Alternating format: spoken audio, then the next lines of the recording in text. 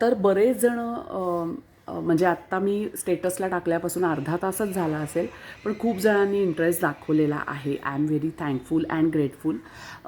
बऱ्याच जणांना प्रश्न आहे की होपोनोपोनो नक्की काय आहे. तर त्याविषयी हा एक छोटासा व्हिडिओ. तर होपोनोपोनो ही एक हवाईयन टेक्निक आहे मेडिटेशनची. याच्यात 4 वाक्य असतात. I am sorry, please forgive me, thank you, I love you. तर ह्याच्यातलं जे पहिलं आहे आय एम सॉरी, ते ना आता आपण अगदी सोपं उदाहरण घेतलं की तुम्हाला कुठला तरी गिल्ट असेल, तुम्ही कुठेतरी चुकीचे वागले आहात, तर तुम्ही त्या व्यक्तीला किंवा त्या घटनेला you can definitely say out की I am sorry, please forgive me. तुम्ही त्या व्यक्तीला सांगताय जणू काही thank you so much for giving me and I love you. आपल्याला छान रिलेशन पुन्हा एकदा मेंटेन करायचं आहे. हे खूप सोपं आहे समजून घ्यायला, जेव्हा एस्पेशली तुम्ही कुठेतरी चूक केलेली असेल. पण बरेचदा असंही घडतं की आपण खरं तर कुठली चूक केलेली नसते, मग तरीसुद्धा आय एम सॉरी आपण कुणाला म्हणतो आहे, प्लीज फॉरगिव्ह मी आपण कुणाला म्हणतो आहे, हे समजून घेणं फार इम्पॉर्टंट आहे. तर ह्याचा कॉन्सेप्ट असा आहे की आपल्याच सबकॉन्शियसला आपण आय एम सॉरी म्हणतो आहे. जसं की आता शुगर मॅनेजमेंट असेल, तर आय एम सॉरी आपण अशासाठी म्हणतो आहे की काही कारणानं आपल्याला झाली आहे शुगर, आपल्याला माहिती नाही काय एक्झॅक्टली. कारण असे पण असतात की खूप छान रुटीन असतं, खूप छान स्वतःला ऑलरेडी मेंटेन ठेवलेलं असतं, डाएट फॉलो केलेले असतात, हेल्दी हॅबिट्स असतात, पण तरीसुद्धा येते आपल्याला शुगर, आपण होतो डायबेटिक आणि मग आपण थोडे पॅनिक होतो, वैतागतो. तर यावेळेला बरेचदा आपलं मन तयार होत नाही की मी आय एम सॉरी कुणाला म्हणू. तर आपण आपल्या सबकॉन्शियसला म्हणतो आहे की मी मलाच नावं ठेवली ना की मला कशी काय शुगर झाली, मी कशी काय डायबेटिक झाले, याच्यासाठी तुम्हाला त्रास दिला आहे. दुसरी गोष्ट खूप महत्त्वाची ती म्हणजे देर आर सो मेनी. आता आपण हे शुगर मॅनेजमेंटसाठी मी एक उदाहरण दिलं.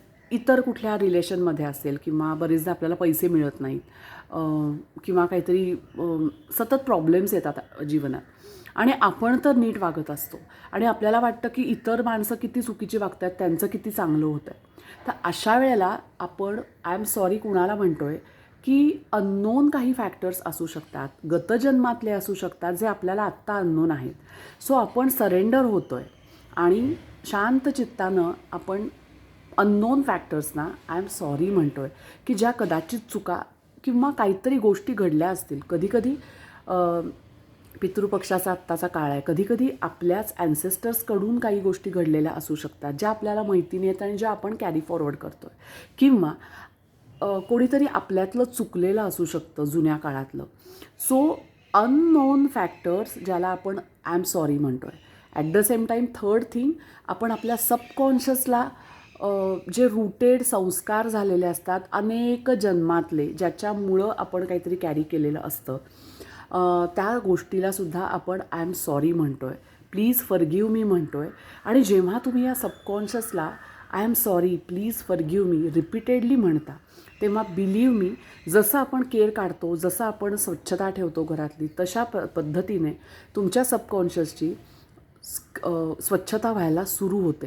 प्लीज बिलीव्ह मी, स्वच्छता व्हायला सुरू होते. बरेचदा काय होतं ना, आपल्याला असं वाटतं की आता होपोनोपोनो अशा टेक्निकनं आपण असं म्हणायला लागलो की झालं, आता आपल्या गोष्टी सुटल्याच पाहिजेत. तर माहिती नाही आहे किती स्वच्छता करावी लागणार आहे, बरोबर. सो हा जो आपला बेसिक कॉन्सेप्ट आहे की करत राहणं. तर होपोनोपोनो टेक्निक करत राहूयात. ह्यातली 4 वाक्य पुन्हा एकदा, I am sorry, please forgive me, thank you, I love you, ही आपण आपल्या स्वतःला म्हणणार आहोत. कारण आपण या आपल्या जीवनातल्या हेल्थ फॅक्टरची, वेल्थ फॅक्टरची, रिलेशनशिप या विषयाची किंवा कोणत्याही अँगलनं आपल्या किंवा कोणत्याही विषयाची आपल्या लाईफबद्दलच्या आपण जबाबदारी घेतो आहे. आणि म्हणून आपण I am sorry, please forgive me, thank you म्हणतो आहे. थँक्यू का म्हणतो आहे, तर आता आपल्याला ही दिशा मिळाली. कधीकधी ना आपल्याला मगाशी म्हटलं तसं की आता माझा रोग ताबडतोब गेला किंवा ताबडतोब मला पैसे आले किंवा ताबडतोब माझं रिलेशन छान किंवा माझं छान लग्न ठरलं किंवा मला मस्त करिअर ग्रॅब झालं किंवा एखादा जॉब मिळाला. असंच होईल असं नाही आहे, पण कदाचित तुम्हाला योग्य दिशा मिळेल, तुमच्या हेल्थसाठी योग्य डॉक्टर मिळतील, तुमच्या वेल्थसाठी तुम्हाला छान वे आऊट मिळेल. सो ही सुरुवात असते.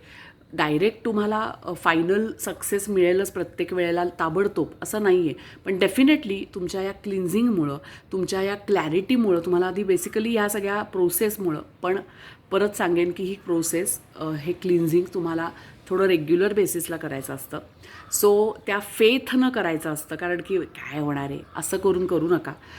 जेव्हा म्हणाल तेव्हा तेवढ्यापुरतं का विना पूर्ण फेथ, मी तर कायम सांगते, तुम्ही टॅरो करा किंवा तुम्ही जे काही ह्या मोडॅलिटीला तुम्ही सरेंडर, त्या मोमेंटसाठी तुम्ही सरेंडर व्हा, पूर्ण शांत व्हा, पूर्ण विश्वासानं त्या गोष्टी करा. मग तुम्ही चंद्रध्यान करत असाल, मेडिटेशन करत असाल, तुम्ही जे काही करत असाल, त्या वेळेला आपण सरेंडर व्हायचं आहे, समर्पणात जायचं आहे, ईश्वर प्रणिधान आपल्याला साधायचं आहे.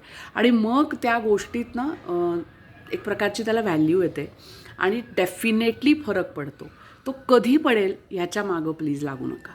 So ho'oponopono meditation, ho'oponopono self affirmations खूप इफेक्टिव्ह आहेत, एवढं नक्की. येत्या 22 सप्टेंबरपासून पुढचे 9 रात्री आपण ह्या शुगर मॅनेजमेंटसाठी प्रयोग करणार आहे. मी पुन्हा एकदा आठवण करून देते, सहज शक्य असेल तर फास्टिंग पीपी त्याच्या आधी करा आणि 9 दिवसानंतर काही फरक पडतोय का बघायला काय हरकत आहे. वाट बघते.